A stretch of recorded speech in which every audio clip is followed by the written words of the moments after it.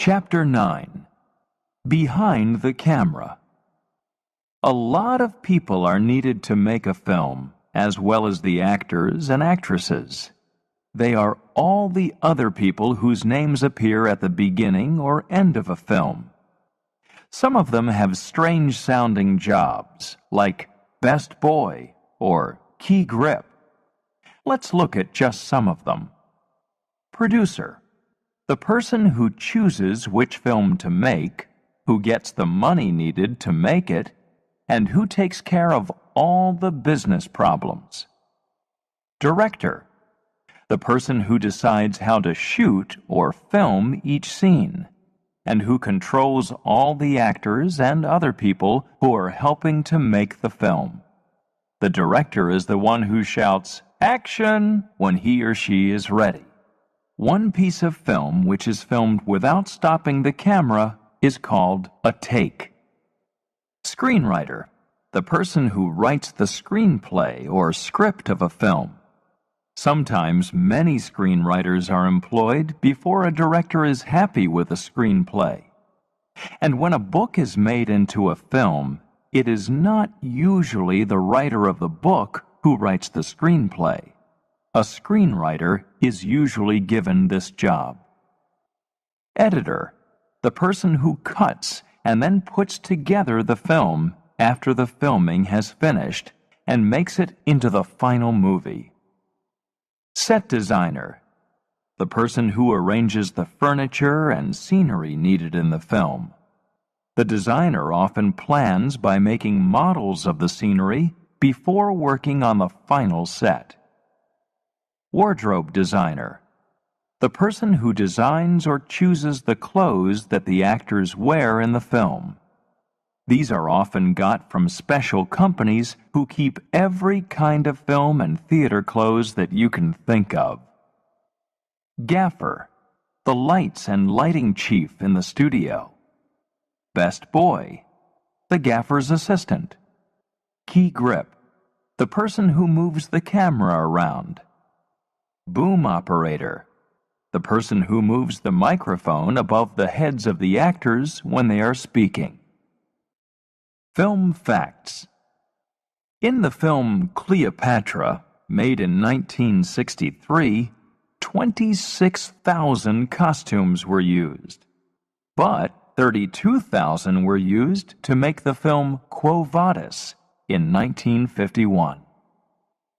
Warner Brothers paid $5 million to American writer Tom Wolfe to make the film of his book, Bonfire of the Vanities, 1990, starring Tom Hanks, Melanie Griffith, and Bruce Willis. Chapter 10. Inside or Outside?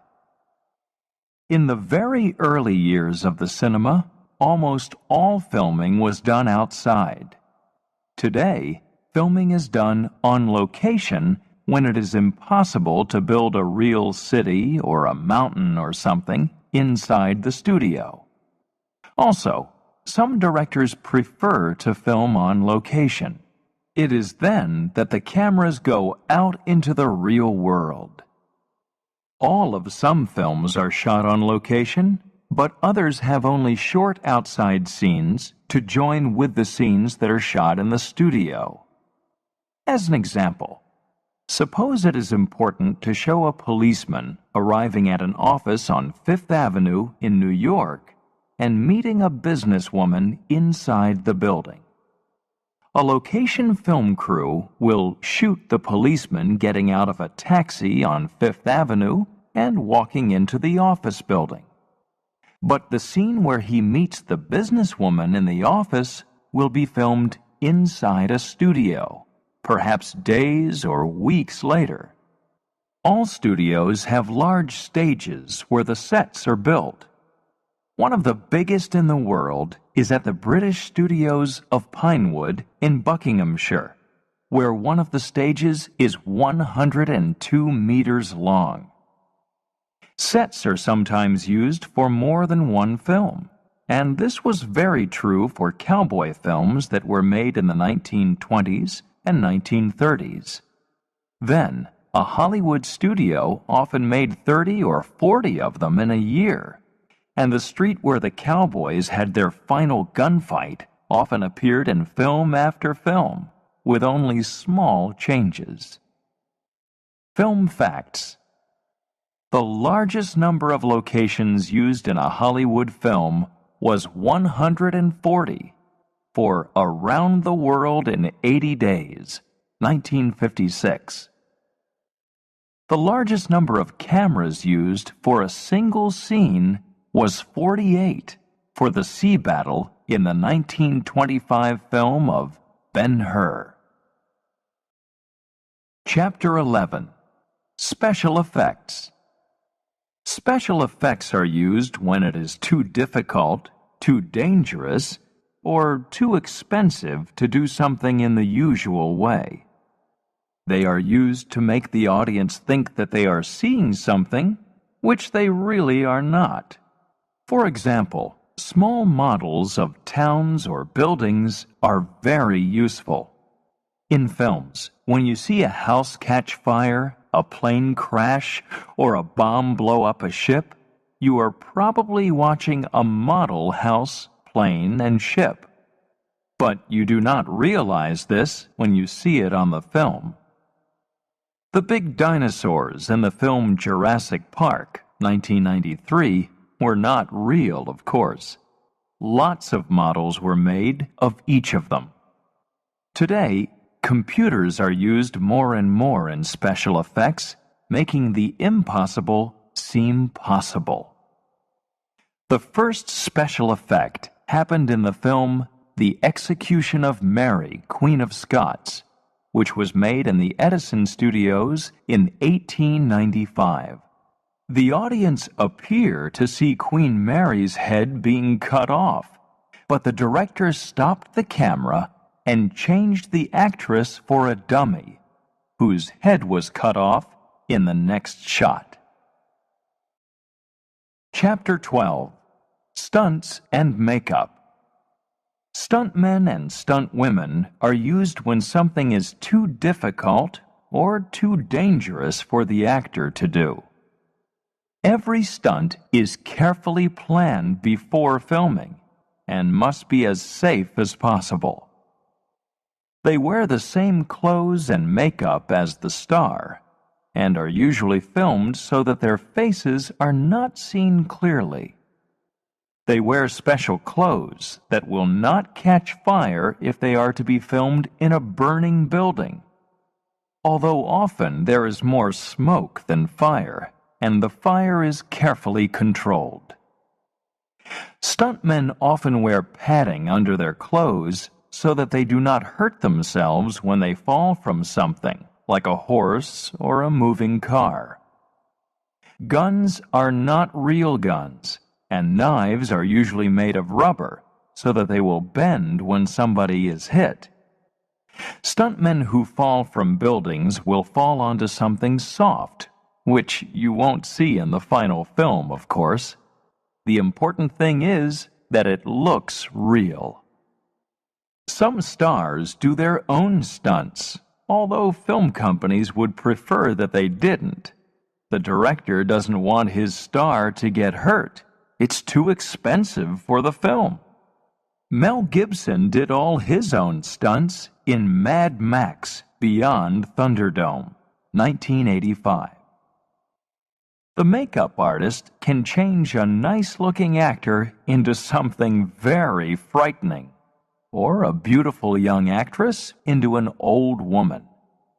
It took 8.5 hours each day to change the actress Francesca Annis into a 100-year-old woman in the 1982 film Krull. Rubber masks are made for the actor to wear when it is necessary to make very big changes to their face. Wigs, beards, mustaches, false eyelashes, all these things help to make a character. It is even possible to make a man look like a woman. Chapter 13. Picture Palaces. The greatest of all the picture palaces built in the 1920s and 1930s was the Roxy Cinema in New York. It cost $12 million to build and had 6,214 seats. 300 people worked at the cinema, with 16 projectionists and 110 musicians. It also had 100 singers and a group of dancers to keep the audience happy, and its own hospital. The Roxy opened in March 1927 and closed in March 1960. Most of the cinemas in the big cities seemed like palaces to the film goer. Inside were comfortable seats, thick carpets, and colored lights. There was often a restaurant and sometimes a dance floor, too. Some American cinemas had creches where mothers could leave their babies while they went to watch the film. A man or woman played a cinema organ while audiences waited for the film to begin. The organ came up out of the floor as the music started. Film fact: the drive-in cinema became popular in the early 1950s in America, very popular with young people. More than 4,000 drive-ins opened between 1948 and 1956. Chapter 14. What happens next? Today, cinema audiences are much smaller and usually younger than the audiences of the Golden Age. Many of the picture palaces are now multi-screen cinemas, with 4 or 5 small cinemas inside one building. Today's films appear on video and then on TV after they have been seen by cinema audiences. But some old films don't look so good on TV. Cowboy films are an example of this.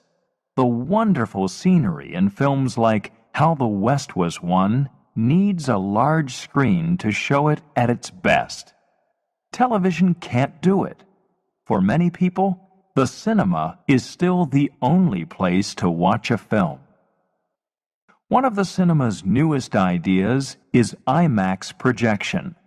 A screen 19 meters high and 15 meters wide and excellent sound makes an audience feel that they are really there. IMAX dome theaters have a big 30-meter screen, which puts the audience right in the center of everything that is happening in the film. And with IMAX 3D, people find themselves reaching out to try and touch what they can see. It is so real.